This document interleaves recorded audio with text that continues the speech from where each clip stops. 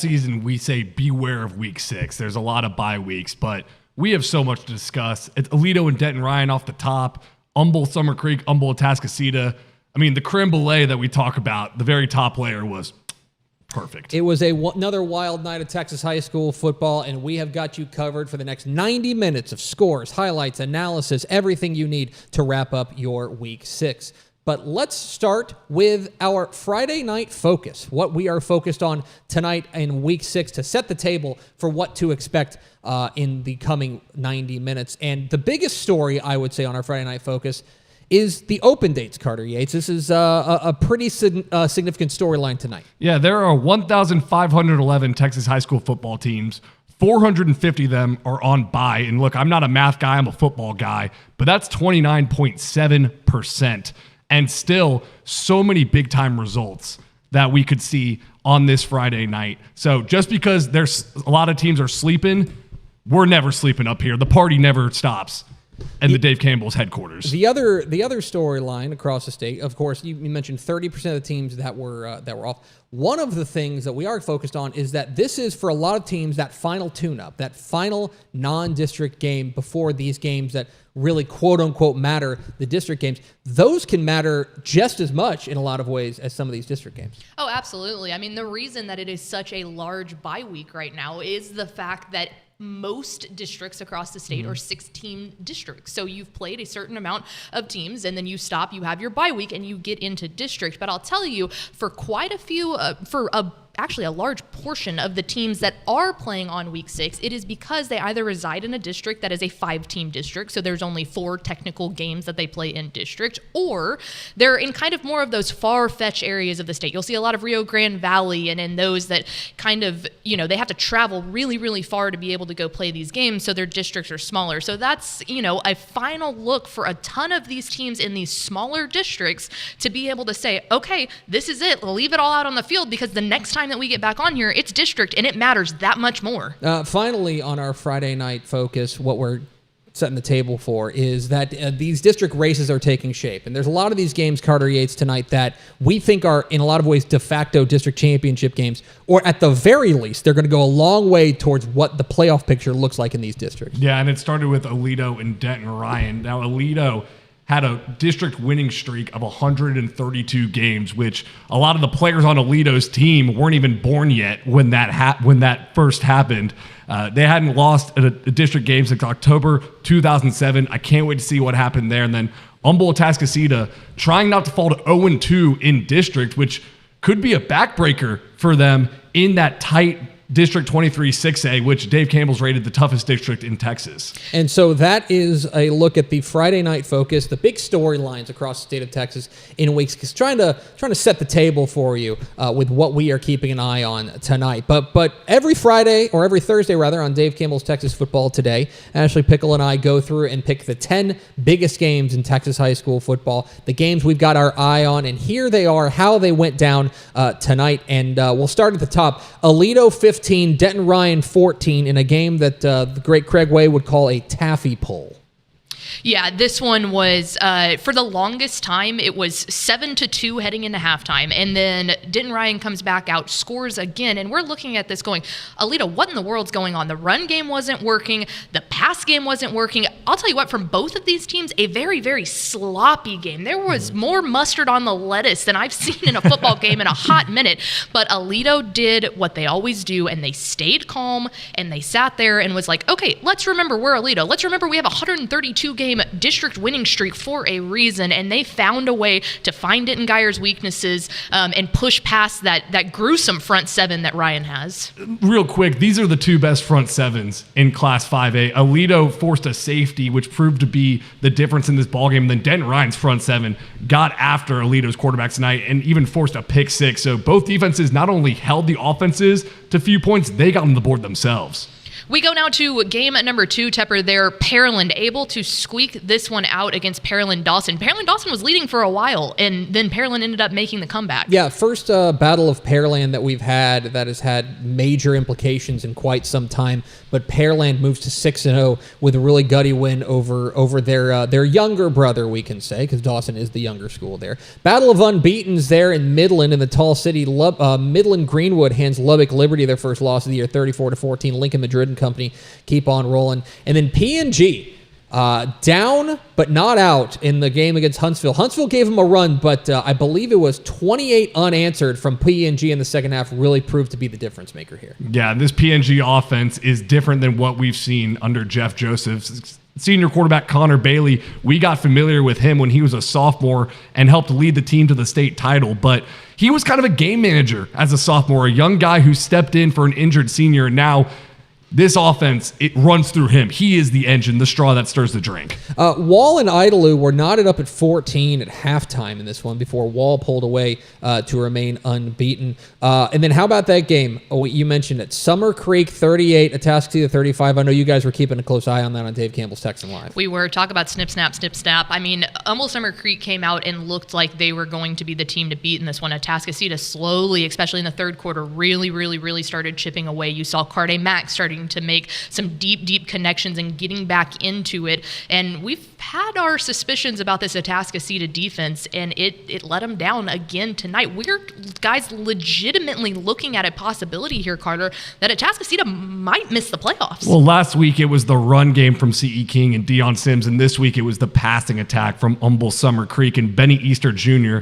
had 200 yards and 3 touchdowns through the air. It looked like an Easter feast for him out there tonight. Go ahead. I won't make you talk about this one if you don't want to. Den Geyer gets 35-21 win over Coppell, hands Cowboys their first loss of the year there at Buddy Eccles Field, and more importantly, takes command of that district in District 6-6A. That's a really important win there for Geyer. They got that running game going, which I think is going to be what really gets them going. Yoakum gets a 56-21 win over Blanco in a big-time matchup down in South Texas. And then how about Sinton?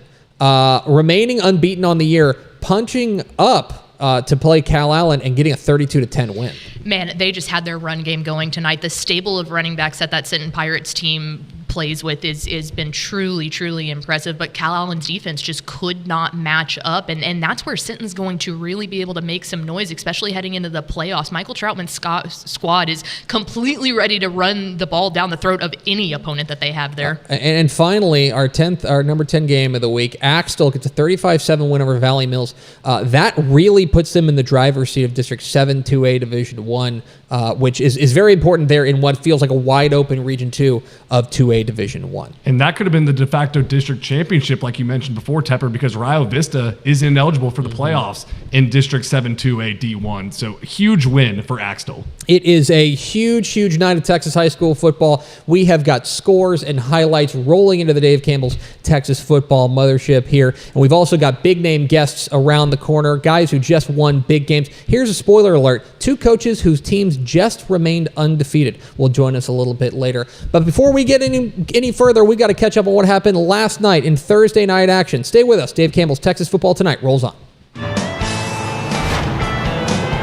seen a lot of Texas out on the open road, from up in Amarillo down to San Antone. No matter where I travel, one thing remains the same. Everybody loves Ford here in the Lone Star State. Ford is the best in Texas.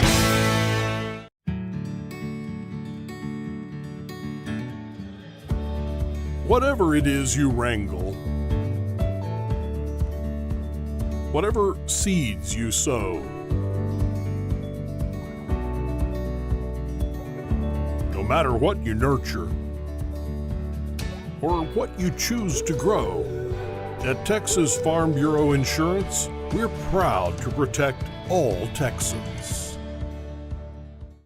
Yo, these Katie's are fire. Bro, you work here? Whatever, kid. Take notes. Yo, I can go all pro in these. I can guard you and route you up. You sure about that? Not anymore. Fellas looking for a quarterback? The goal! Billy needs cleats. You're right, Billy. These do bring out my eyes. Every shoe for every athlete, only at Dick's. Dick's is the GOAT.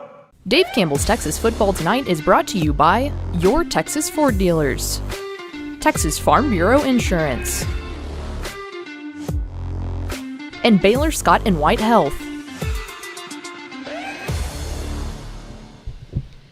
And welcome back into Dave Campbell's Texas Football Tonight, the after party of your Friday nights. Ashley Pickle, Greg Tepper, and Carter Yates. And let's not waste any time. There was Thursday night action happening, and let's go check it out. Specifically starting with our Baylor Scott & White. First highlight of the night, we head down to Houston, Klein Forest, and Tomball Memorial. Starting in the first quarter, Tomball Memorial is going to onside kick it off the jump, but Landon Daniels will scoop it up 48 yards to the house to give Forest their first score of the night. Staying in the first, Klein Forest now on offense when James Robinson would hit senior wide receiver Kevin Davis right up in the middle there. He'll make a man miss and breaks loose for 73 yards to pay dirt, puts the Eagles up 12-7. To the second quarter we go. Forest would now show off their rushing attack. It's junior Dwayne Etheridge bust up the middle for a 30-yard score. Klein Forest 18-14. Tomball Memorial wants to answer. It's Jackson Robertson all day in the pocket, and he winds one up, lets it rip to Carter Hamilton.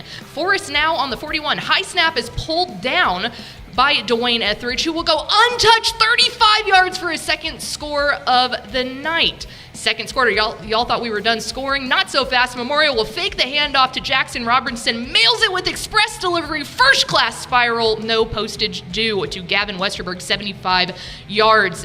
Everybody catch their breath? No? Okay, to the third quarter we go. James Robinson will keep it himself and go 39 yards untouched to the house. Forest back up 46-35. Skipping ahead to the fourth quarter, it's that guy again. Dwayne Etheridge hits the left sideline, and he will take the rock in from 30 yards out with 6 minutes to go. Forest now up 60-53. A minute 16 left, and Jackson Robertson will take that one in, leaving us with a 60-59 score with a minute 12. That will lead to this 2-point conversion. Robertson will find Steven Tripp in the back of the end zone. Memorial takes the lead 61-60 with just 20 seconds left. Klein Forest from the 42, looking. Can he find him? Yes, he can from 42 yards out. Dwayne Etheridge, 67-61, they win it. What about Katie Jordan and Katie Cinco Ranch? Patrick Span's going to get the party started here for Katie Jordan. A 6-yard touchdown run, 7-0 Jordan. Then more from Span. Second quarter, same song, different verse. Span in from 2 yards. It's 14-0 Jordan at the break. In the third quarter, here's Davis Roop for Cinco Ranch, finding Jacob Chavez, who's going to step through a tackle, get some green, and get into the end zone. That cuts the lead to 14-7. Now, still in the third quarter, Cinco Ranch it's Davis Roop going deep. Maxwell Williams on the other end of it. He will go 57 yards to knot this game up into the fourth quarter. We go. This time, Cinco Ranch looking for their first lead of the game. The handoff goes to Marcus Gadlin. He will streak down the sideline, 58 yards for a 21 unanswered there for Cinco Ranch. They're up 21-14. Now, still in the fourth quarter, it's Patrick Span. His third touchdown of the game, 15 yards. It's tie at 21, 2:08 to go. Finally, final seconds. Jose DeCunha. It's 20 yards and good. Cinco Ranch wins it, 24-21. To the Super Syntax we go, as it was our GCTX Rising Game of the Week. Lampasas taking on Lorena, and the Badgers, the first play from scrimmage, come out with a bang, handing it off to senior running back KJ Reed, who will take it in from 57 yards out to give the Badgers their first score of the night. Lorena looking to answer. That Badger defense sends the blitz, but it's not quick enough as Jackson Blanchett hits Zachary Espinoza up the middle for the score there. We're all tied up at 7. Staying in the first, Lampasas back on offense when senior Wesley Stephen busts through the middle, leaving the Lorena defense looking like they were trying to catch smoke with chopsticks. Badger, back up. Lampasas 14-7. To the second quarter we go. Lorena now on offense. He will find sophomore athlete Connor Johnson for his first touchdown catch of the year. We're tied at 28 in the half. Then Bryson Roberts will hit that to Jaden McElwin from 17 yards out. Lampasas up 35-28. Lorena now from midfield. He will let it fly to Carson Miller in stride from 50 yards out. We're all tied up at 35. Fourth quarter now, Lampasas all the way down the field when Aaron Everts puts this one in. Badgers up 42-35. Final shot here in the fourth quarter. Lorena looking towards the end zone, trying to find someone. He's going to put it up in the air. And no, it'll be picked off by Coulter Sellers. They will go on to win 42-35, and his payment was a celebration with Mallory Hartley. We had to face adversity. You know, a lot of calls didn't go our way, but you know, we still performed and came out with the W. I think we're gonna go strong, make it far this year. Young team, but proving everybody wrong. And a big celebration there for Coulter Sellers, celebrating his 16th birthday with a dub. We take a look at other Thursday night scores in our score zone across the state. Hutto with a big win, 34-18 over Round Rock Westwood. San Antonio Brennan, a massive win, 67-7 over O'Connor. Frisco, the SCO, taking the L 55-35 under Frisco Lone Star. Barbers Hill takes the loss 14-23 against Baytown Sterling. La Villa 42-26 over Santa Maria, and then LaPorte 42-16 over Kingwood Park. Greg Tepper, what catches your eye on this one? Lone Star and Frisco is a battle of unbeatens, but Lone Star kind of pulled away a big second half performance from Carice Hoyt, that one. District 9 5A Division 1 got turned entirely upside down by that Baytown Sterling win over Barbers Hill. That is a seismic upset there in the greater Houston area. And then I know that when we think of the Rio Grande Valley, we think of big schools. We're going to be talking about a couple here in just a moment. But La Villa and Santa Maria are two of the very best programs there in the small school ranks in the Rio Grande Valley. They went to work there, and La Villa came away with a win. I want to go back to Frisco Lone Star athlete Carice Hoyt, because last year he was an all-state quarterback as a sophomore. Coach Jeff Rayburn said, you could be the quarterback for the next 2 years if you want to, but Hoyt knew that his team would be better served if he went into an athlete role as a running back, wide receiver, safety, because they have a super sophomore quarterback in Trey Wright. And last night against Frisco, Hoyt had a fumble recovery, then had a rushing touchdown, then had a Wildcat quarterback touchdown, then had a receiving touchdown, all in the first half. So just light work. Yes, Coach Jeff Rayburn calls him the most unselfish player in Texas, and I think he earned that title. Yeah, he was absolutely fantastic. I think he's one of the most dynamic players in Texas high school football. There is Carice Hoyt. You're going to have to find an answer for him. So those are some of the Thursday night scores from last night. And we have some more highlights. Let's take it over to the Houston area for a District 16 6A matchup between Waller and Cypress Lakes. We're going to start in the second quarter. That's where all the action is. It's the sophomore quarterback, TK Gaines, going 81 yards to the senior, Caden Sherry. Waller is an extra point away from tying this game 7-6, but Cy Lakes has different plans. They're going to block this. Somersault, pitch to your guy, sophomore Jamerce Johnson. He's going to return this blocked PAT all the way for 2 points to the 20, to the 10, to pay dirt. Cy Lakes leads 9-6. Still in the second quarter, Robert Carter bounces off 3 defenders for a 5-yard touchdown run. Waller leads 13-9. We are still in the second quarter. Waller on defense, and the senior downtown David Brown the third 6-yard pick six puts Waller in the lead 27-9. Still in the second quarter. You tired yet? TK Gaines weaves his way for a big gain, and that's a 27-yard touchdown run. Waller leads 33-9. In the second quarter still, this is quarterback Jimmy Alacron going 67 yards to senior wide receiver CJ Lewis. Waller's going to cut the lead 33-15 at halftime, and then bounce back in the third quarter with a 31-yard touchdown pass to Amiri Barnes. Turns on the afterburners, gets to pay dirt, but this is where Waller starts to flex. The sophomore TK Gaines looking, firing deep for Glowin Mbable. That's a 40-yard touchdown. He's glowing because he's a star tonight, folks. This is going to be another touchdown from Glowin Mbable. Glowing and showing these guys how you run with the football. These guys are pinballing off each other. They can't stop Glowin Mbable. 54-yard touchdown catch. And now in the fourth quarter, Waller looking for the nail in the coffin. It is TK Gaines one more time to the senior Allen Haynes for a 60-yard touchdown catch. Waller takes this one 54-21. From Houston to the Rio Grande Valley we go. Brownsville Veterans Memorial taking on Sharyland Pioneer. Cesar Belmonte is going to get the party started for Brownsville Vets, taking it up the middle for a Short touchdown run. Chargers up 7-0. Then Chargers on offense again. The toss goes to Calvin Trevilian, who's going to get to the outside and go 40 yards to pay dirt, extend the Chargers lead to 14-0. Pioneer gets in on the action. William Goodlow looking, finding Alejandro Mata, and he's going to make a defender miss here, get all the way down to the 25-yard line. That was a really nice gain there for the Diamondbacks of Pioneer. They would cap off the drive here with Goodlow taking the snap, looking, eventually finding Ethan Calicayo in the back of the end zone. What a grab, young man. Pioneer down 14-7. But more from the Chargers rushing attack. This toss to Trevilian again, showing his speed and weaving through defenders. Nice gain to the 40-yard line, and then Trevilian gets to finish off the drive. No touchdown vulturing here. He gets in for the score. Chargers up 20-7. At that point, they go on to win it 46-21. Heading to the Super Syntax we go. It's Georgetown taking on Colleen Chaparral. Georgetown traveled about 30 miles for this game. In the first quarter, West Virginia commit Jet Walker is back and healthy for the Eagles, and he looked like a force to be reckoned with in this game, trucking through defenders for the touchdown. Eagles up 8-0 after a 2-point conversion. Still in the first, Caleb McDougal rolls to his right and finally launches it downfield to a wide-open Xavier Warren. He makes a couple of people miss, reverses field, and gets in for 6. The Eagles go up 15-0 on the extra point. Still in the first, Braylon Westfall on the jet sweep gets the handoff and sprints and has a wide-open lane. He gets to about the 3-yard line and leaps over everybody. 2-point conversion, no good. Eagles up 21-0. Finally, Chaparral would eventually get on the board after 28 unanswered points, but Georgetown was just too much. They end up going to get the district win 56-7 in a really good Thursday slate. Yeah, a really nice Thursday slate. I think Georgetown getting Jet Walker back is a really important part of their offense. He's a really dynamic playmaker, and I think that he's going to make a real difference for that ball club.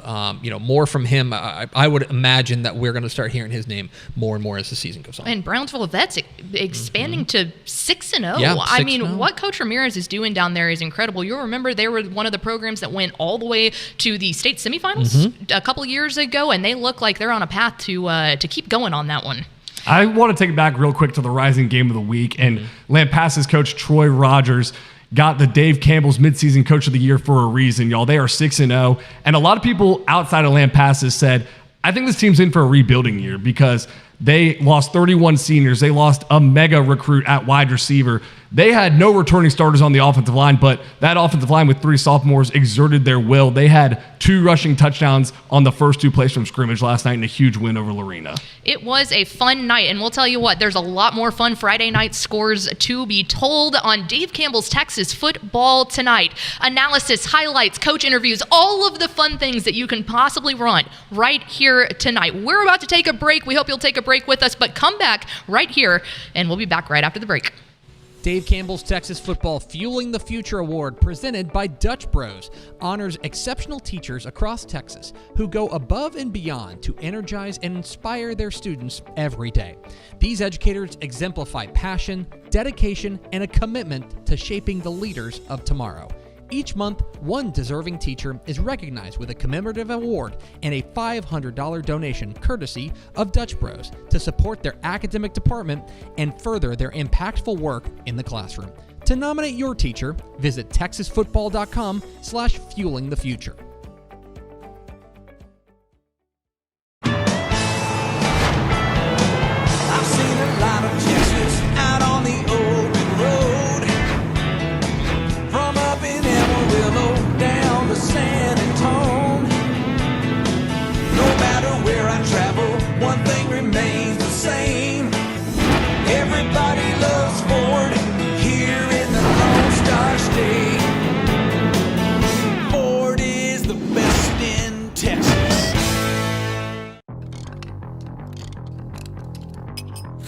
Uh-oh. You good? Yeah, totally. Okay. Well, if your back hurts, you should be able to get the care you need. So you can get in, get out, and get back out there. Like, fast. Well, that is kind of my thing. It's not complicated. Scheduling's easy on the MyBSW Health app.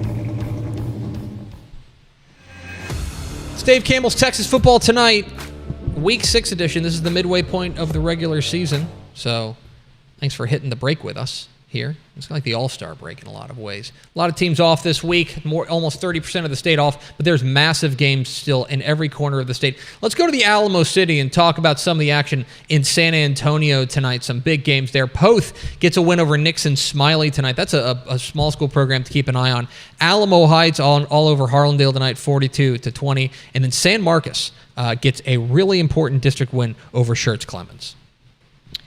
Absolutely, and you keep looking there in San Antonio Davenport, blanking San Antonio Kennedy 57-0. San Antonio Southwest, a big district win there, 33-0 over Southside, and Laredo Nixon, big time 34-15 win over Southwest Legacy. Carter, what sticks out to you there? I want to shout out that Laredo Nixon defense led by linebacker Pablo De Leon. He was averaging 15 tackles per game heading into this game, and last week, y'all, I want to shout out his performance with 13 tackles, 3 sacks, 3 forced fumbles, and an interception on the anniversary of his dad's passing. He leads a Laredo Nixon defense that, look, San Antonio Legacy, Southwest Legacy, they had a 1,300-yard rusher from last year coming back in James Ross, so that is a hell of a defensive effort. That was also an undefeated Southwest Legacy team that they handed them their first win. Meanwhile, in that same district, District 14 5A Division 1, it was San Antonio Southwest moving to 5-0 on the year. Keep an eye on what the Dragons have cooking down there in the Alamo City. Always good stuff down there in the Alamo City and San Antonio.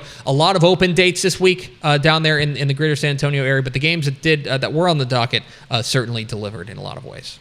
Well, that District 14 5A Division 1 there with Southwest and Southside, that's gonna come down to the wire. I mean, you've got Legacy, who is at a 5-0 start. San Antonio Jays at a 4-1 start, and San Antonio Nixon. So I mean, that district is beaten up on each other. If you're not paying attention to what's happening down there in the 2-1-0, 15 or 14 5A Division 1 is one to keep an eye on. And remember, there's some travel involved there because that's the district that stretches all the way to Laredo and stuff. And so kind of what your schedule looks like, I think there's some significant travel to go from San Antonio and Laredo are not close to each other, everybody, and so there's South some Texas is big. And so for Laredo Nixon to go on the road to the greater San Antonio area and come away with a really impressive win over a previously unbeaten Legacy team, I think is awfully impressive. Well, speaking of travel, let's take it out to the Piney Woods out east for some scores over there.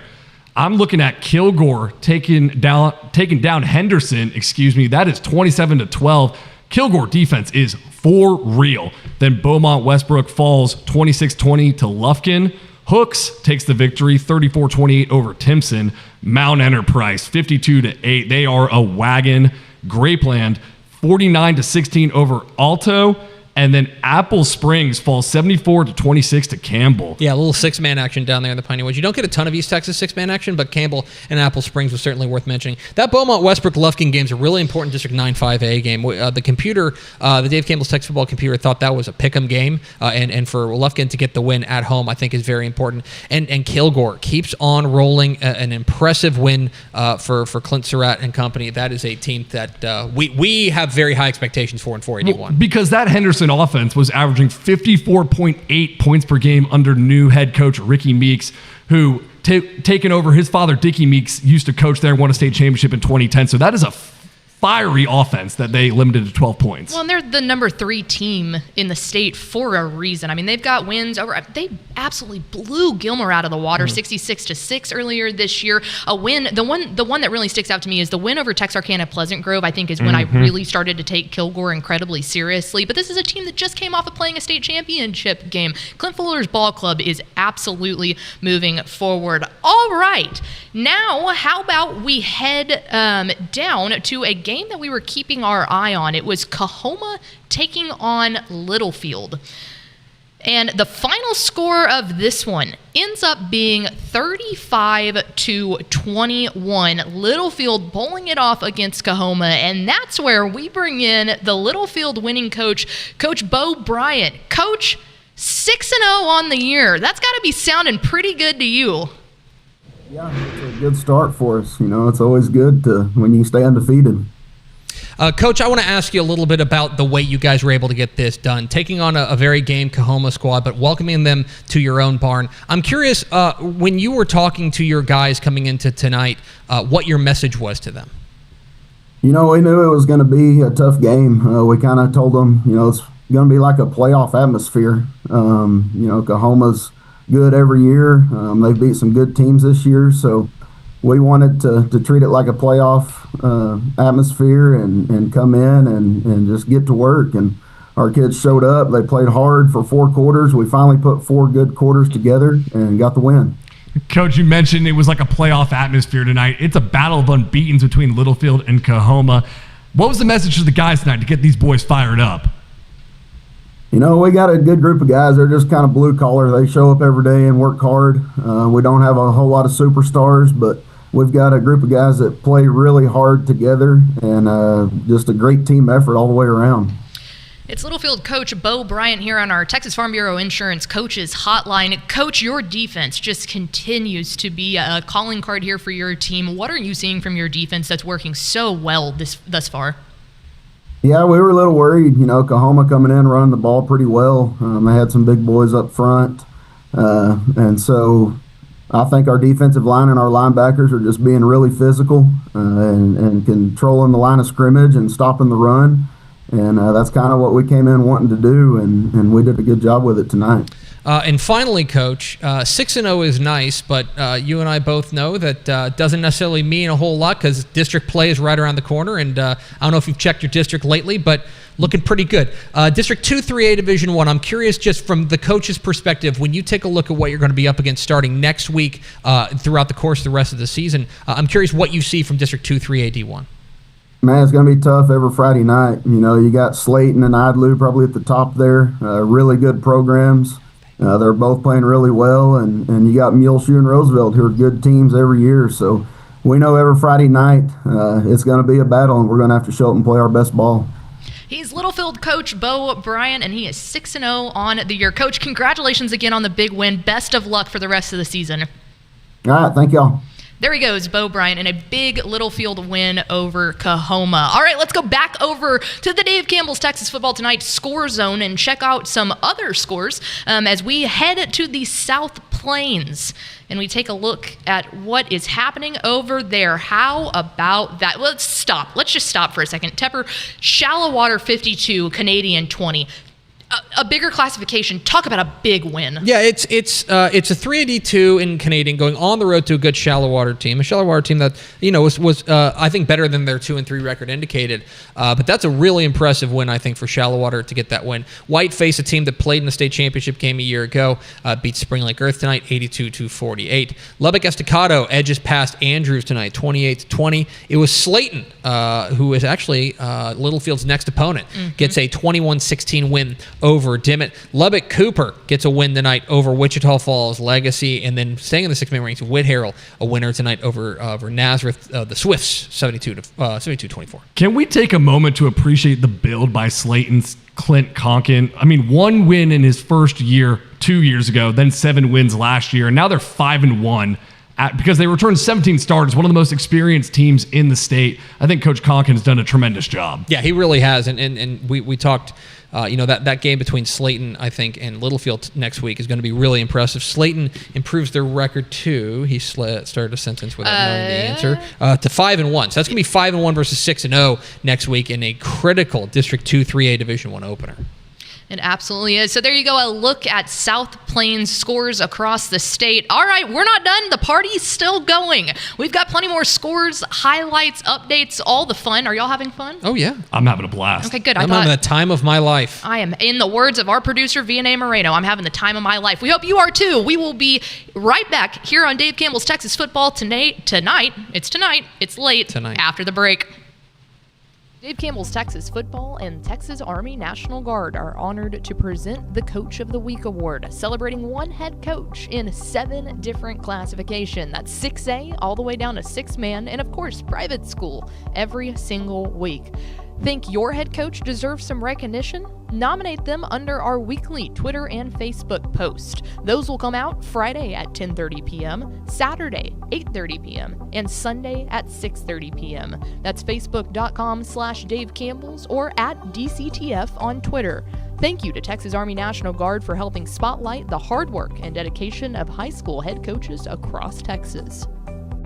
Dave Campbell's Texas Football is proud to partner with Sport Tyler to award the Earl Campbell Tyler Rose National Player of the Week. which recognizes the top offensive player in Division I college football, who also exhibits the enduring characteristics that define Earl Campbell: integrity, performance, teamwork, sportsmanship, drive, community, and tenacity. It all leads up to the Earl Campbell Tyler Rose Award, announced in January. Congratulations to this week's winner of the Earl Campbell Tyler Rose National Player of the Week. For more information, visit earlcampbellaward.com. Dave Campbell's Texas Football is proud to partner with Garage Door Doctor to spotlight 10 deserving teen moms across the DFW Metroplex. Congratulations to this week's winner of the Teen Mom Appreciation Award. Think you know a deserving teen mom? Head on over to www.texasfootball.com/teenmom to submit a nomination. You know, Salina is a very special place. Being able to live here for going on 33 years now and just seeing the growth and the changes that have come, the one thing that's maintained in Salina is the love our community has for their kids. The support they give our school, I'm talking from band to cheer to drill to FFA to all our programs, not just athletics, not just football, but across the board, the love and the support that they do. You look at the facility we're standing in right now. They love their kids. They care about their kids. They pour into them. That's what makes this such a special place, the community that comes together to build up our youth.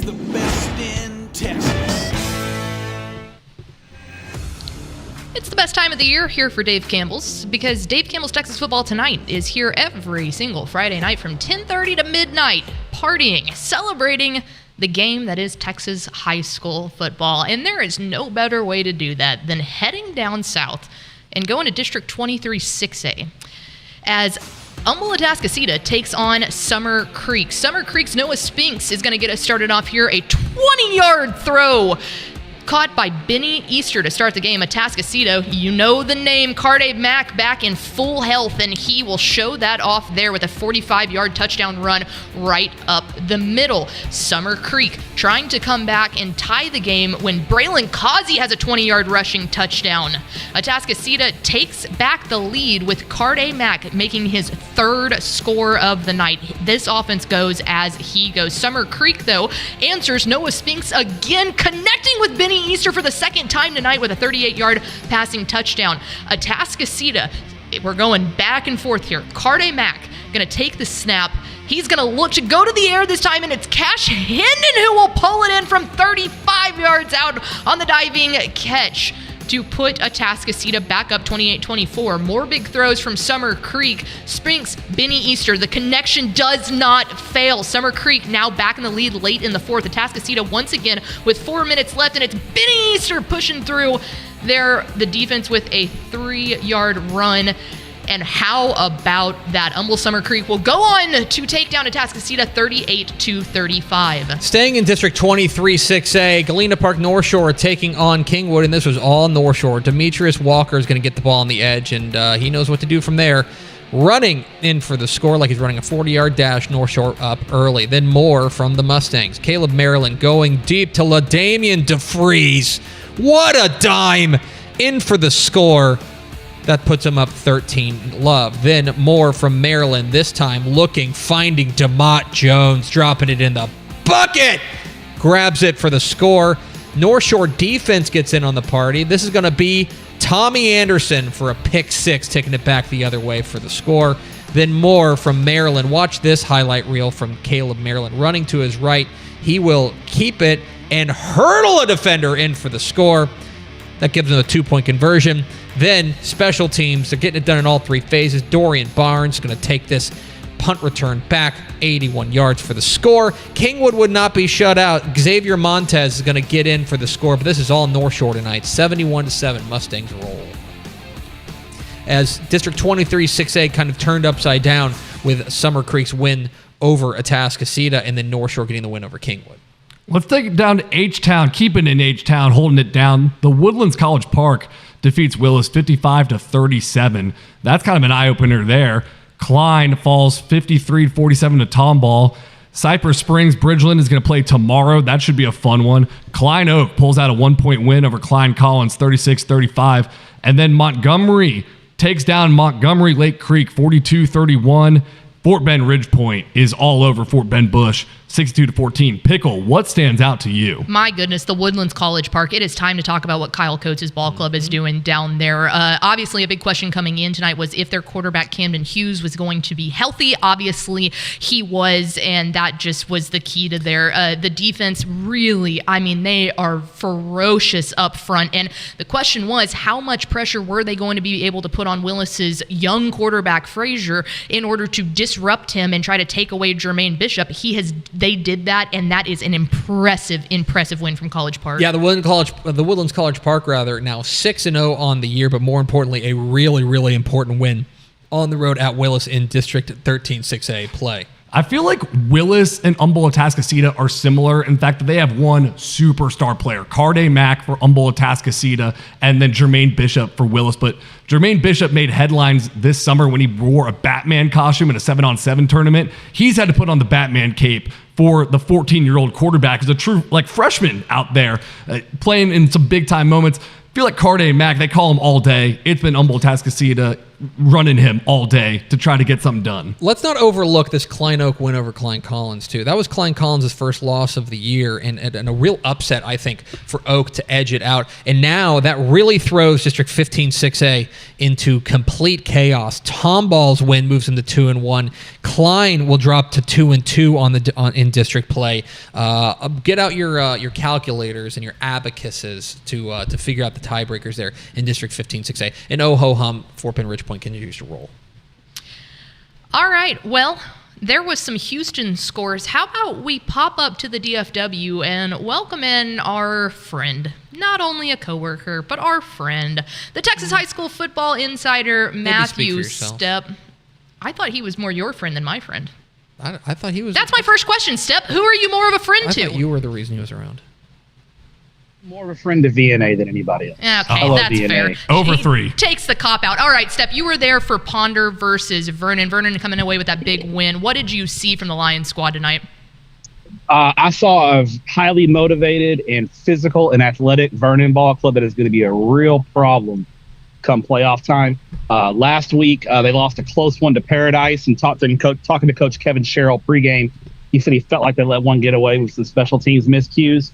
And Vernon came out tonight and completely dominated previously unbeaten Ponder 49-13. Tice Payne, 5 touchdowns, 4 rushing, 1 receiving. And that Vernon defense holding a really explosive Ponder offense to 13 points. Very, very impressive. Stepp, you mentioned that explosive Ponder offense. I wrote about him this week as being one of the most improved in Texas high school football, up 32.6 points per game. Did the Carter curse strike again tonight, Stepp? What happened? You know, I think Vernon's defensive line really dominated, and in the back end, their secondary was athletic enough to cover some of Ponder's speedy receivers. But I thought the key, Vernon's got 2 defensive ends. One guy who jumped off the page at me, Cordell Scott, 6'5", 210, never played football before until this year. Besides, he's going to come out for his senior year, and he is a monster. He had a great game. Vernon got their other starting defensive end back from injury. He had been out for a few weeks. And Vernon's defensive line just completely harassed Ponder quarterback Tyson Price all night long. Stepp, I know you were paying attention to Ponder and Vernon, but I also know that you were keeping tabs on the entire state. To zoom out a little bit, on this Friday night, what are the big results across the state that are really catching your eye? I want to talk about the Stephenville Yellow Jackets, Tepper. I saw them last week destroy Waco La Vega in person.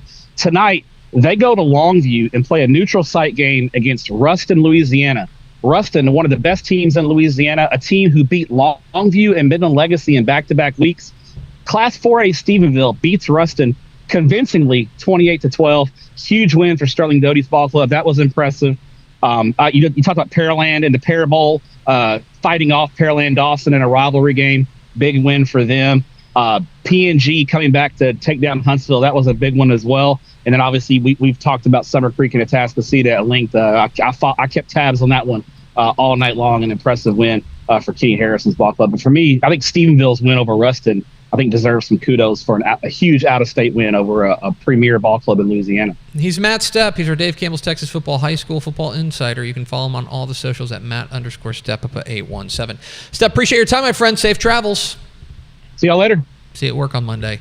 Let's go to other. He's kind of in the greater Wichita Falls area. Let's go to other greater Wichita Falls area scores in the score zone, see what's going on up there in the Dirty Falls. Jayton gets a win over Newcastle tonight, 61-15. One of the premier six-man games of the night. Benjamin all over Cherokee, 68-6. Real statement stuff there from Benjamin. And then Amarillo Palo Duro drubs Wichita Falls Memorial 48-6. Palo Duro is looking every bit the part of a legit contender right now. They really are. I mean, you got to talk about what Eric Mims' squad is doing there. Not to mention, this is the first time that they've left the city limits of Amarillo and done a true road trip. That's what we were kind of curious about. What were they going to look like there? And North Carolina commit Darren Lewis has been incredible. Dog.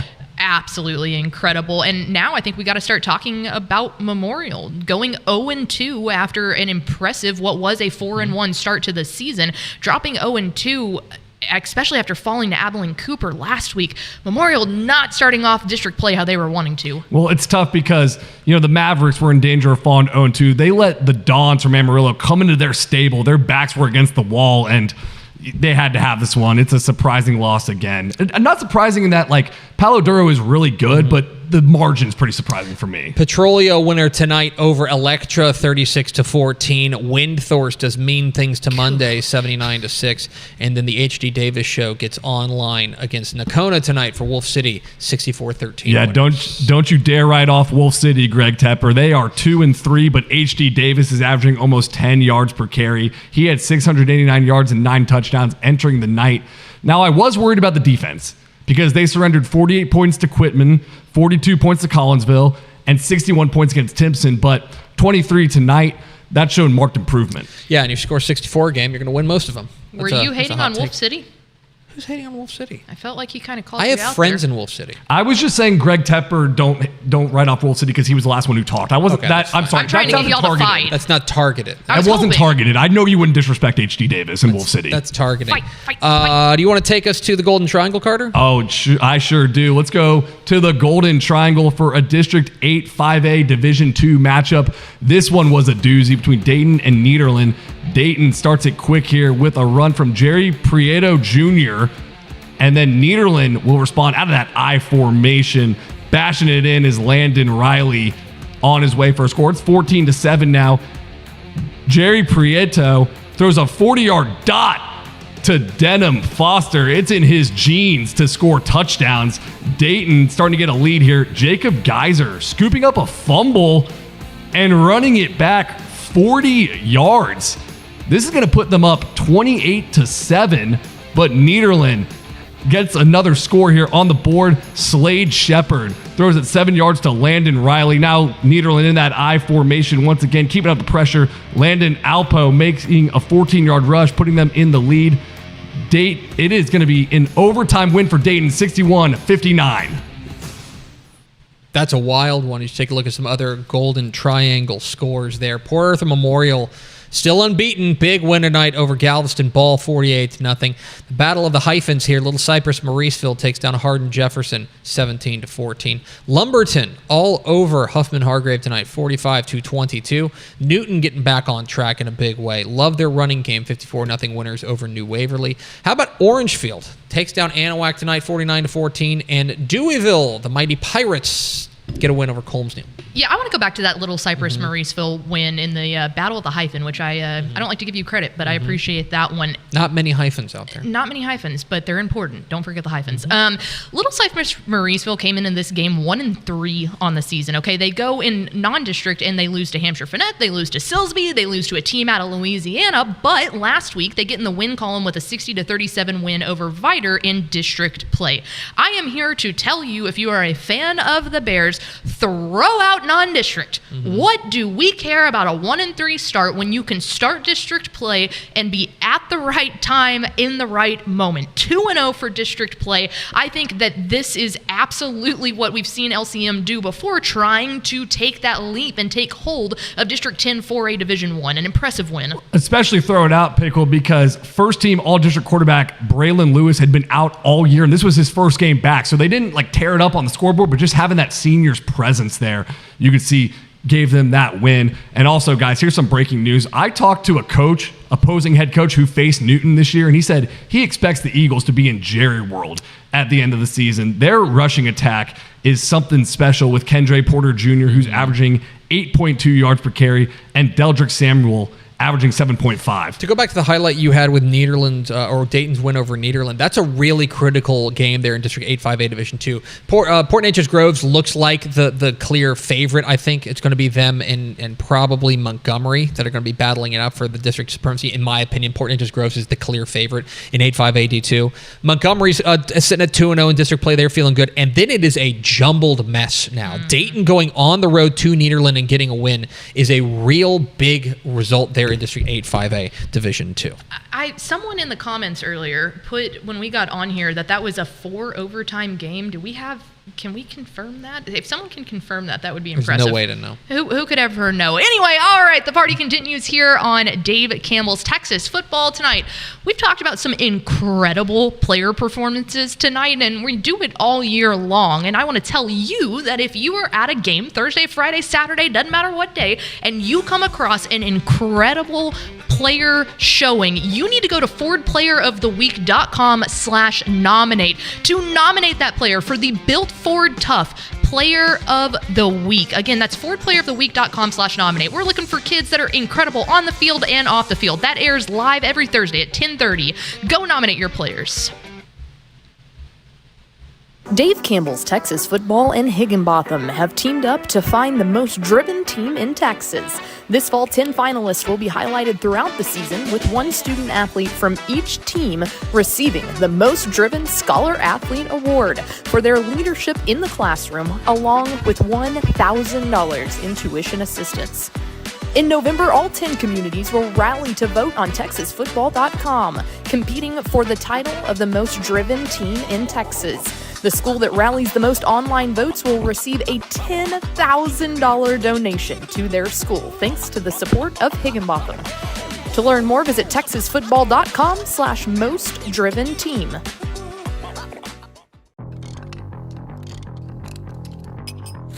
Uh-oh. You good? Yeah, totally. Okay. Well, if your back hurts, you should be able to get the care you need, so you can get in, get out, and get back out there, fast. Well, that is kind of my thing. It's not complicated. Scheduling's easy on the MyBSW Health app. I've seen a lot of Texas out on the open road, from up in Amarillo down to San Antonio. No matter where I travel, one thing remains the same. Everybody loves Ford here in the Lone Star State. Ford is the best in Texas. It's Dave Campbell's Texas Football Tonight, your Friday night party, after party, wherever you're stacking this part of your show, this show in your party schedule. We appreciate it. It could be your main course. It can be your after party. It better be Maybe your this main is your course. pre-party. Maybe this is your pre-party. There are young people out there. I used to be one. We're partying Texas high school football style. Let's go up to the Panhandle and check out what's cooking up there in the northernmost part of the state. Childress gets a win tonight over Stratford, 41-26 on the road. That was a bit of a road trip there for Childress. Yeah. Seminole takes down Hereford tonight, 45-28. Muleshoe, a team that I think is a lot better than their record indicates, gets a win tonight over Dalhart, 59-0. Amarillo Tascosa all over Lubbock High tonight, 69-7. Groover takes down Amarillo River Road 54-6, and it was Vega getting a win tonight over Memphis 20-0. Yeah, the one that I keep an eye on right there, and I figured they would win, was Amarillo Tascosa. I think that this is a team that we haven't really been able to pinpoint exactly what Ken Plunk's team brings to the table. I mean, this is a program that 4 of its last 7 years have had 10 wins. Okay, and then they come back 2 years ago. So it was 7-6, and it's 5-7. It's like, okay, when is Tascosa going to get moving again?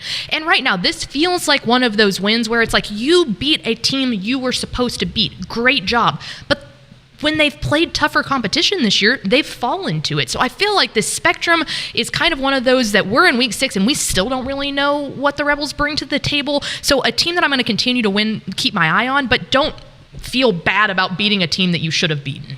I know that this is a recap show and not a look-ahead show, but I just can't help myself. Next week's game, Groover and Stratford is going to feed families. Groover, I wrote about them early in the offseason. They could win their first state championship if all falls right for them with quarterback Briggs Satterfield. I think he is a straight-up dog and a senior leader for that team. Yeah, absolutely. He has been absolutely fantastic for them. Do you want to take us to the Rio Grande Valley? Let's go on over to the RGV. Let's pull up those scores from the Rio Grande Valley. It is Harlingen South falling 48-35 to PSJA North, and then Los Fresnos with a big win, 63-20 over Sharyland. Carthage 41-3 over 6A San Benito. Cuero and Walker Dietz 35-27 over Harlingen, and then a low-scoring affair. Roma 14-7 over Port Isabel, and Freer 26-12 over Fremont. Greg Tepper, what do you see here? Well, there's interesting games, and then there's kind of weirdo games. You've got PSJA North, who keeps on rolling. I think that they are. It's them and Brownsville Veterans Memorial as the 2 best teams pound for pound in the Rio Grande Valley. Los Fresnos has a case there in the 6A ranks with a win over Sharyland. But then Ashley Pickle, there's 2 games that are really catching my eye. One of them, Cuero going down to Harlingen to get a win. That's a punching up significantly there for Cuero, and they get a win. And then you want to talk about Carthage taking on San Benito? Man, I'll tell you what, these to me are hell yeah brother games, because give it up for San Benito and Harlingen for not being scared to play teams outside of the RGV. Not only that, but playing 2 top teams in 4A, in Cuero and Carthage. Really, really big there. I want to shout out Los Fresnos too, going 6-0 on the season. And then here's one. We don't talk a whole lot about Freer, but the Buckaroos now are moving on to 5-1 under Nicholas Lopez. If they go on to win their next 2 against Riviera Kaufman and Santa Maria, you are looking at a week 9 matchup against likely unbeaten Refugio and 7-1 Freer. Now, Refugio is going to come in and be the favorite there, but I mean, those are 2 high-level programs that for the first time in how many years can we say that maybe Refugio gets tested in district play? Yeah, it's I think a really important game, and you know, Refugio's been long dominant in their district, but that's a game to watch. And then Carthage and San Benito, you mentioned it, they played in Bay City. Neither team had a good road trip today. It was just a long time on the bus. One guy who got to stay home, though, were the Bandera Bulldogs, who were taking on Comfort tonight in a really interesting matchup there between Comfort and Bandera, and it's Bandera tonight to move to 6-0 on the year, defending the home turf with a 28-20 win over Comfort. And here to talk about it is the head coach of those 6-0 Bandera Bulldogs. We're pleased to be joined by Coach Joel Fontenot Amity on the Texas Farm Bureau Insurance Hotline. Coach, we so appreciate your time. Congratulations on the win. Another nip and tuck affair for you guys. What was the difference for you guys tonight against a very good Comfort team? Well, hey guys, thanks for having me on. Y'all can hear me okay? Yes, sir. We got you. All right, got a new phone, man. Yeah, I'd say the biggest difference in the game tonight, we got some big stops defensively, and then our receiver, Jeffrey Thomas, made a bunch of big plays, three touchdowns, about 160 yards receiving is my guess, and on 5 receptions, so he had a huge night. Coach, this is the first 6-0 start for Bandera since 2019, which was your first season in Bandera. Do you see any similarities between that 2019 team and this 2025 team? Oh, man, it's funny you say that. There are a lot of similarities. In fact, we've got a coach from that 2019 team on our middle school staff, so that's kind of cool. I'd say the biggest thing is the way the guys play together. Good physical group up front, offensively and defensively, and, man, they love each other and play for each other. So it's really cool. So, Coach, I got to tell you, when Greg Tepper texted you and asked if you would be on this program, you responded back in all caps, absolutely, if y'all won. And I got to tell you, first off, we love responses like that. So I can see that you're a high-energy guy, and now you're heading into a 6-0 season right now. More so than that, dude, you're 4-0 in one-score games. What in the world is working with the juice of these one-score games for y'all?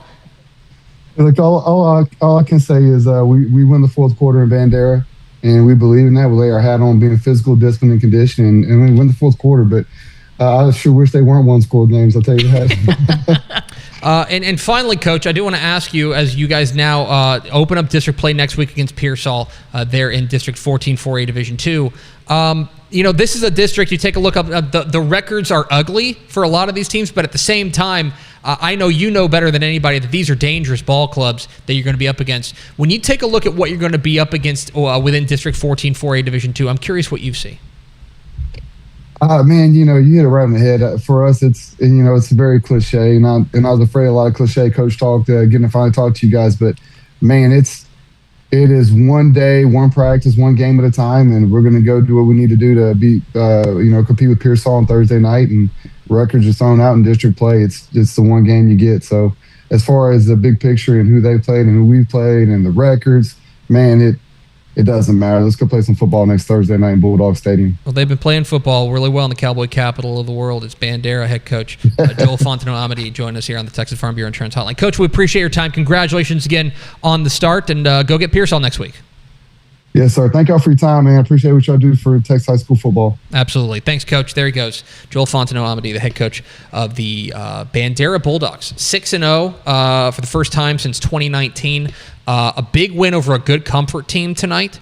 And rolling heading into district play. I was trying to look up on the fly the last time they won an outright district championship, but before we do that, let's go to more Hill Country scores. If you want give you some more time for some research there. While I look this up. All right, we head over to the Dave Campbell's Texas Football Tonight Score Zone, and we go to one of my favorite regions of the state in the Greater Hill Country, Victoria West and Kerrville-Tivy. Let me tell you, we'll talk about this one here in a second, but a massive win for Victoria West on the road, 59-56. Leakey gets a huge 60-13 win over Rock Springs. We mentioned Bandera, obviously, with their big win over Comfort. How about those Llano Yellow Jackets? 58-7 over Florence. Sabinal getting the 41-0 win over Centerpoint. And then Medina Valley, 28-7 over Laredo LBJ. Greg Tepper, what sticks out to you there? So Victoria West is a team that we've got our eye on now, 6-0 on the year. That has been a Matt Stepp special there. He's been high on Victoria West, and looks like he's making them look smart. Well, the Victoria West Warriors, we were going to find out if they were a keyboard warrior or a for-real warrior in the next 3 weeks, and this was a huge, big test for them, a 59-56 win over Kerrville-Tivy, because they were 5-0 but had not played a team that had won more than one game. So now they take down Tivy, Alamo Heights, and Bernie coming up. To close the loop on that, Bandera is looking for just their second outright district championship since 2008. And so it would be big doings down there in Bandera. I think they're the favorite there in District 14, 4A Division 2, with Coach Joel Fontenot-Amity leading the way. So there you go, some scores. I want to give a shout out real fast to some of the people in the YouTube comments. We're streaming on all sorts of different platforms, from Texan Live to YouTube to Facebook to Twitter to Instagram, everywhere that you can find this show. But shout out to David Moreau, Britt Roscoe, Joey Hill, and Jack Burton. Just some of the many people that we appreciate watching Dave Campbell's Texas Football Tonight and staying up late for the after party. All right, I promise, we've got a ton more highlights. Oh, I thought we were... never mind. We've got a ton more highlights coming in as it is 11:35 p.m. and the party still continues. We will be back here right after the break on Dave Campbell's Texas Football Tonight. I've seen a lot of Texas out on the open road, from up in Amarillo down to San Antonio.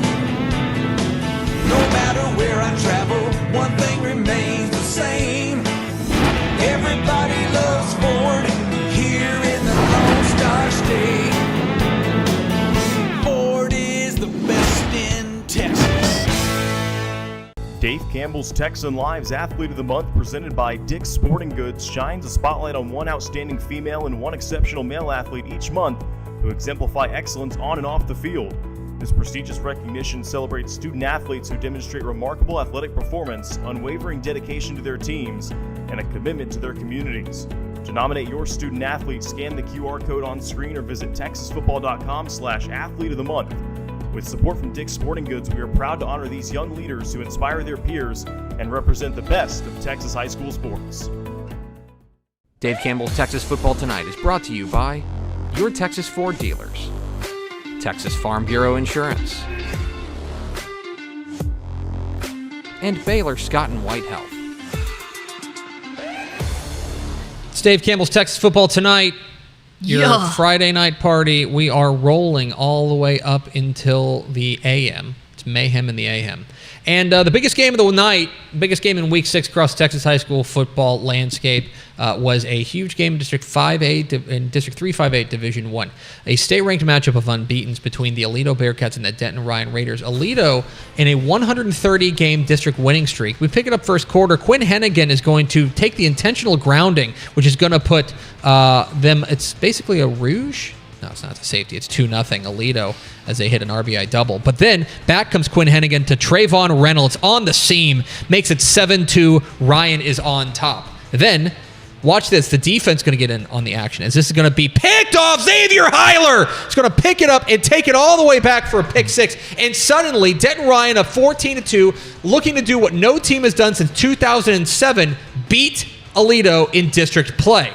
But you know Aledo would not go quietly. Brady Powell takes the handoff, powers his way through tacklers, will get in for the score. This will cut the lead to 14-9. Then, fourth quarter, Lincoln Tubbs in for the score. Aledo wins it 15-14, 131 straight. We go to the other Denton team. Denton Geyer taking on Coppell and Caden Cobbs. He's still playing for Geyer. Puts on the first points, 7-0. Moments later, Geyer junior quarterback Zephyr Kyrie throws, and it is picked off by senior cornerback from Coppell, Tyree Roberson. That lead to Coppell placing quarterbacks Carter Zingelman to Ashawn Mier there. And the score is 14-6. Then Jalen Lawson, it's going to block Coppell's punt. And it is a legal block below the waist, so it doesn't stand, unfortunately. But with 22 seconds left in the first half, Carter Morgan passes to Zane Rowe, who bobbles it in the end zone, extending the lead 21-6. We skip all the way to the fourth quarter now. Caden Cobbs again up the middle like he does all too well.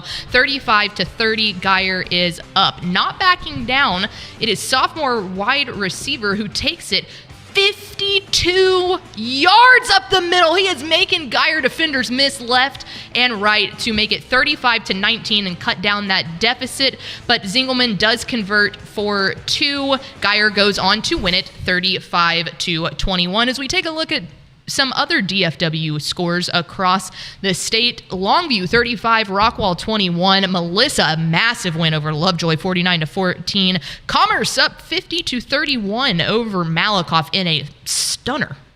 Yeah, we got to talk about Commerce because they are money right now. They upset number 1 Winsboro 51-13 in the most shocking result of Week 5. And now this? Insane. Yeah, Frisco Panther Creek bounces back with a nice win over Paris. Highland Park takes down Red Oak in district play 52-35. And then it's Mansfield Timberview handing Arlington Seguin, I believe, their first loss of the year, he said confidently. Yes, to move to 4-2 on the year does Mansfield Timberview. But you're right, Carter. Commerce, really impressive back-to-back results here for them, beating Winsboro and now beating Commerce, or rather beating Malakoff. This is a Commerce team that is now 4-1. It's probably time to start sitting up and paying attention. More importantly, it's a District 7 3A Division 1 win for Commerce as well. I had my eye on District 10 6A there. The Longview Lobos taking on Rockwall. This is a big win for Longview. Obviously have been without head coach John King. Matt Stepp said a stat on Tep and Step that kind of blew my mind there, that under John King, coming off a bye week, they are 20-1.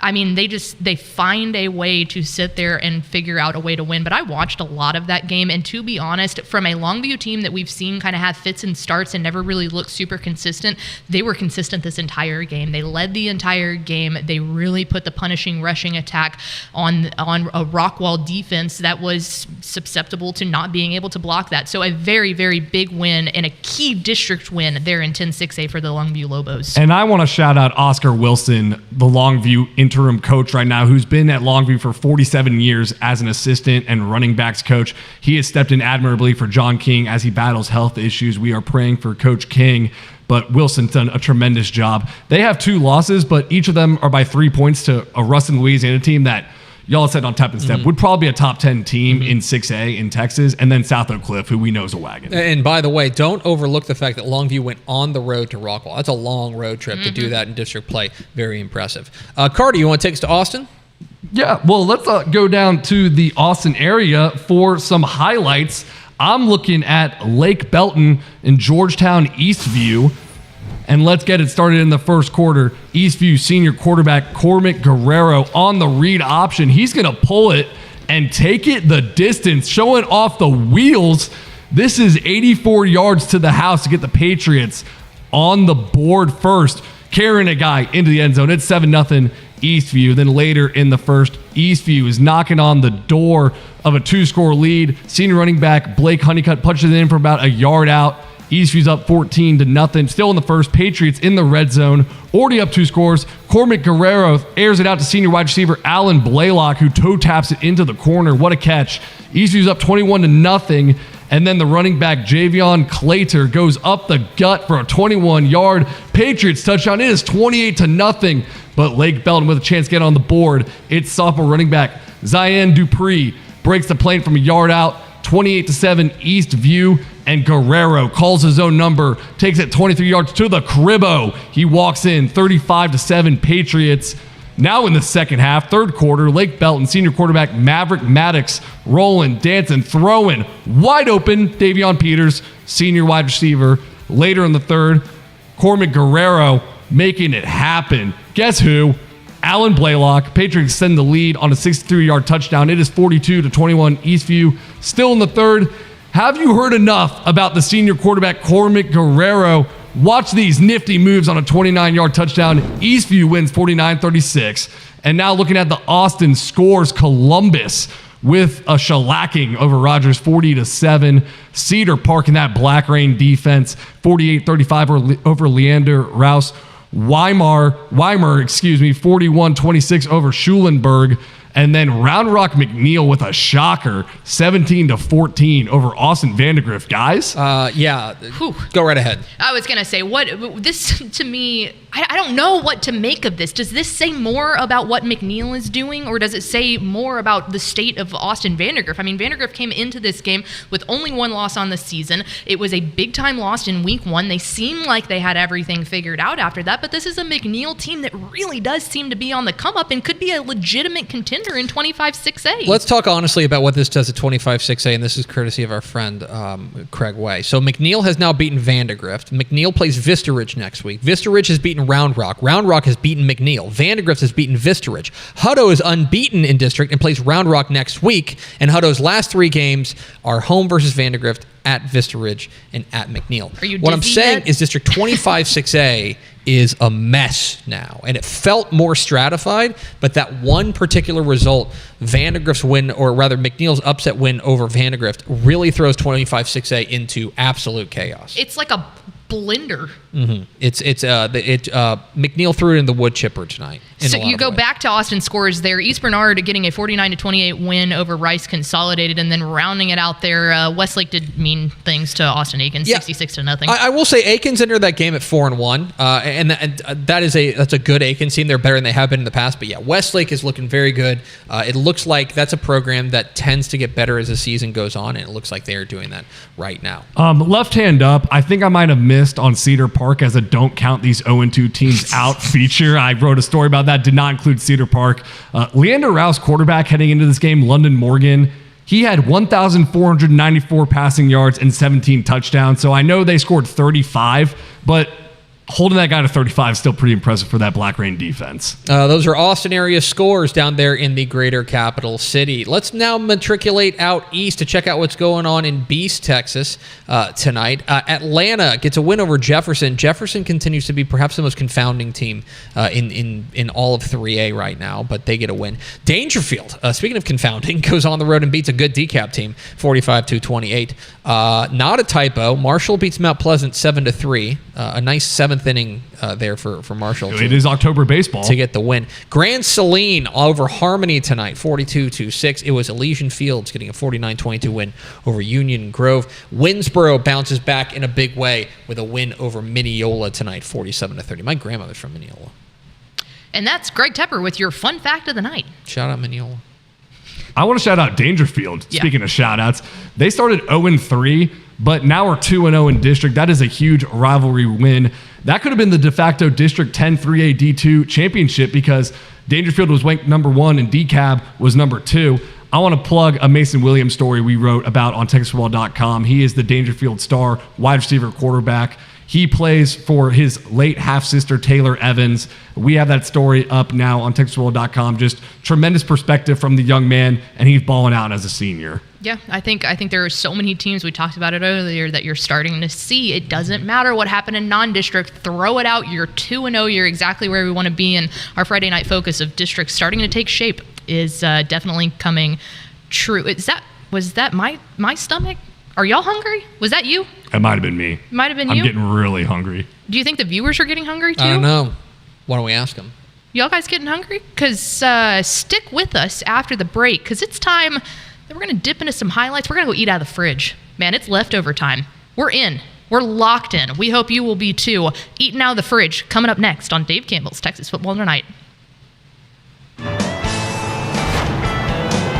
seen a lot of Texas out on the open road. From up in Amarillo down to San Antonio. No matter where I travel, one thing remains the same. Everybody loves Ford here in the Lone Star State. Ford is the best in Texas.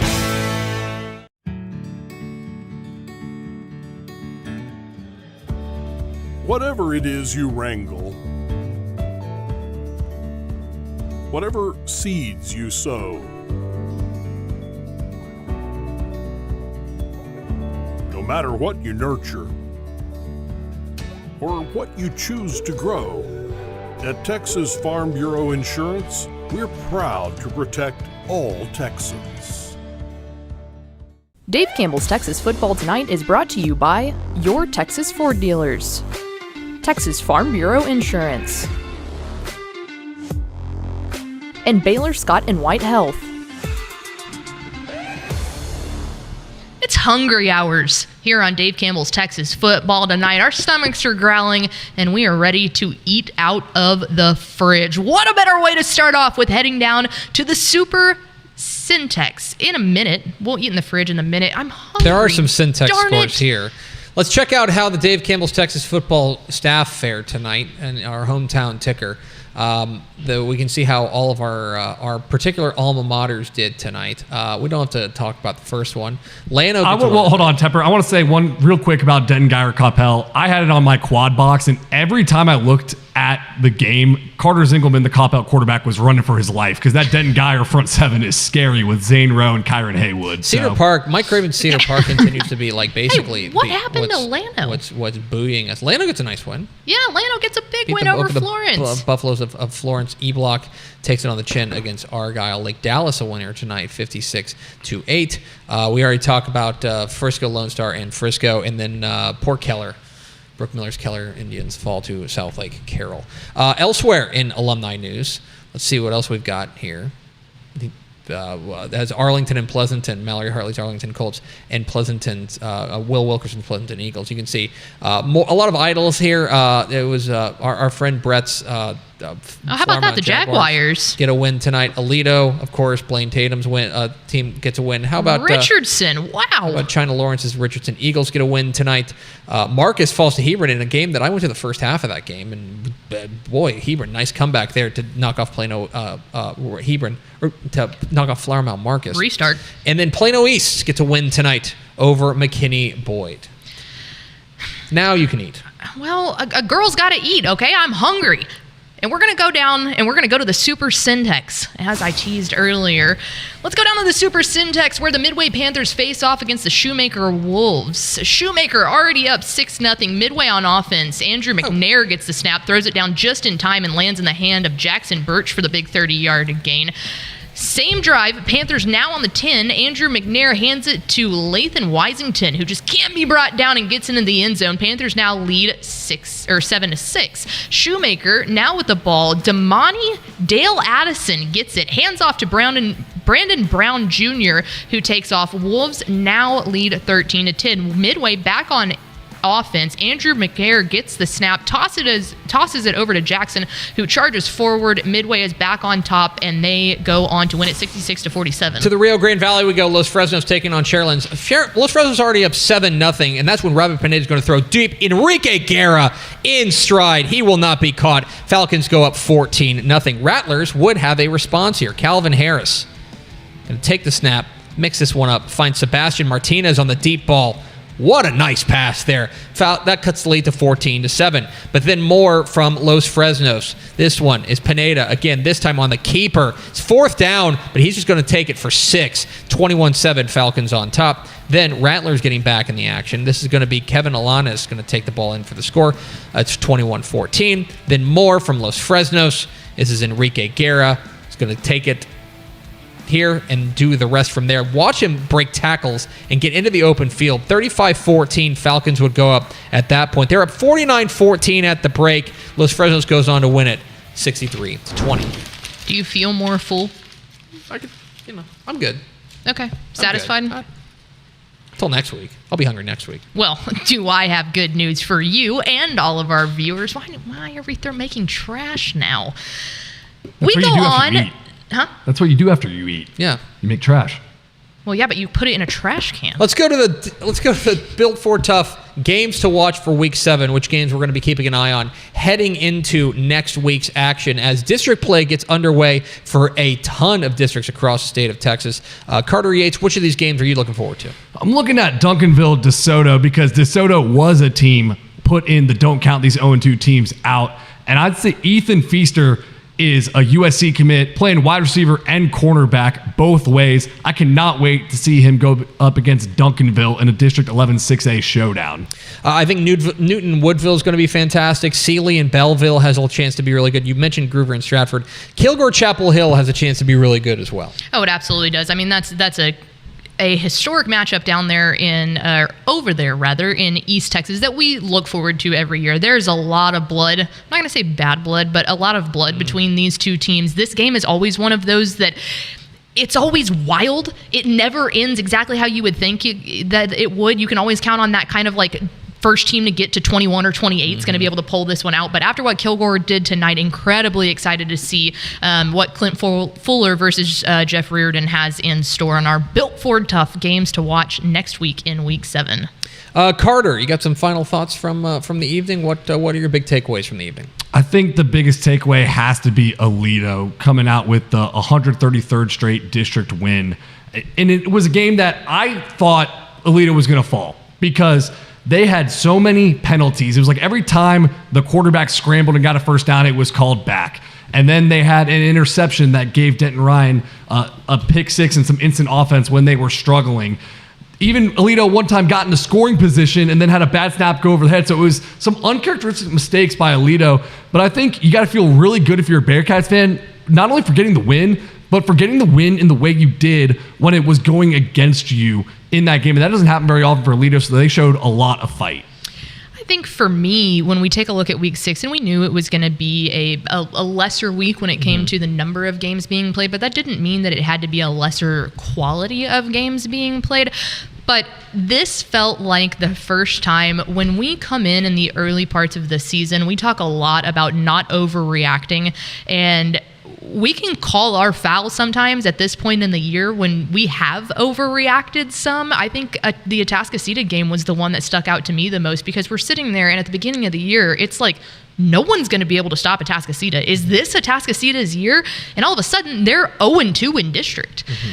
I think that you just sit there and you look at all of these different games and you go, okay, yeah, this is when dividends come to play, and you cannot start looking forward or teams will trip up, and some of these teams are coming to ruin team seasons. Yeah, district races are starting to take shape across the state of Texas. Some big games tonight that are going to sort those games out. One last look at the top 10 games of the week that we had on Texas Football Today, which you can watch every Monday and Thursday at noon, wherever you're streaming us right now. Those are the biggest results from across the state of Texas. We're, of course, going to have wall-to-wall coverage of all things Texas high school football at texasfootball.com. You can go to texasfootball.com right now to check out all the scores. We so appreciate you spending part of your evening with us. For our producer, Vianney Moreno, for Carter Yates and Ashley Pickle, I'm Greg Tepper. We will see you Monday for Texas Football Today, and we'll see you next Friday night for Dave Campbell's Texas Football Tonight.